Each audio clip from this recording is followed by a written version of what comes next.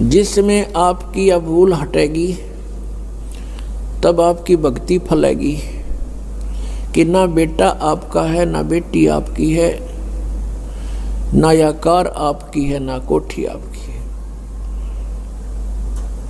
अब आपके बच्चे नहीं हैं, ये परमात्मा के बच्चे हैं।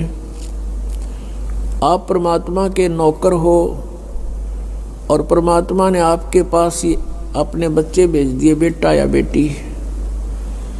इनको आप अपना मान कर करते हो तो भूल भारी है आपके, लेकिन ये जीव के बस की भी नहीं। इस ज्ञान से धीरे धीरे और भक्ति से, इस एंटीबायोटिक औषधि खाने से, ये तत्व ज्ञान रूपी वचन सुनने से आपको बिल्कुल समझ में आ जाएगी कि सचमुच यहाँ अपना तो शरीर भी नहीं है। तो हमने इन बच्चों को जो आपको भगवान ने दिए हैं, इनके दास नौकर बनकर आपने इनकी परवरिश करनी है। भगवान से डर के इनकी सेवा करनी है, जैसे एक नौकरानी और एक नौकर मालिक के बच्चों की कितनी केयर टेक करता है। इस दास को इतिहास अब याद आते हैं, उदाहरण आते हैं जो संसार में घटे हुए हैं। भगवान ने जो हमें उदाहरण दिए हैं वो सत्य हैं। एक समय दास जब सर्विस करता था, ऑफिस में बैठा था और सामने गली थी, सड़क,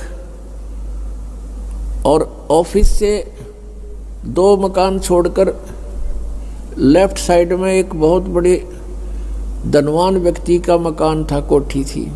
उसकी एक पुत्री थी, लड़की ज़्यादा से ज़्यादा 8-9 वर्ष की होगी।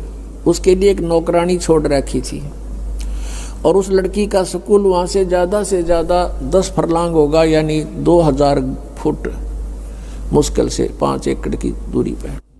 तो वो लड़की को नवाती धवाती, उसके सारे कपड़े चेंज करती और सारा उसको व्यवस्था रखती, खाना पीना दूध सब समय पर खिलाती।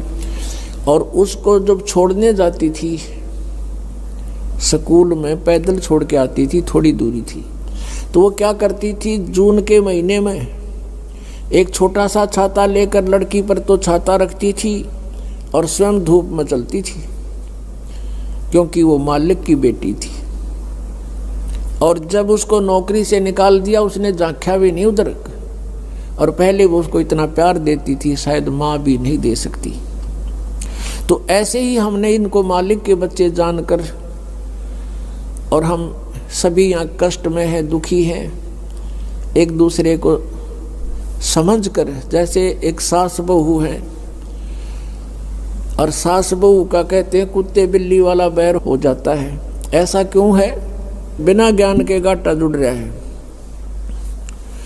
और फिर कहते हैं जैसा दर्द आपने हो ऐसा जान बिराने।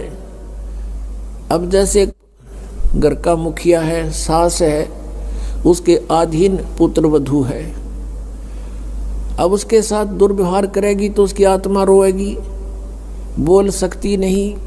तो वो आत्मा की जो पुकार है वह भगवान के दरबार में डिपॉजिट होती है और उसका प्रतिफल बहुत भयंकर होता है।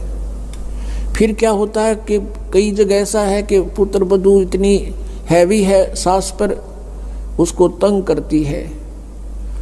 तो उस समय ये ज्ञान याद रखना चाहिए कि हम इस काल ने ऐसी व्यवस्था में जोड़ रखे हैं, क्योंकि यहाँ व्यवस्था ऐसी है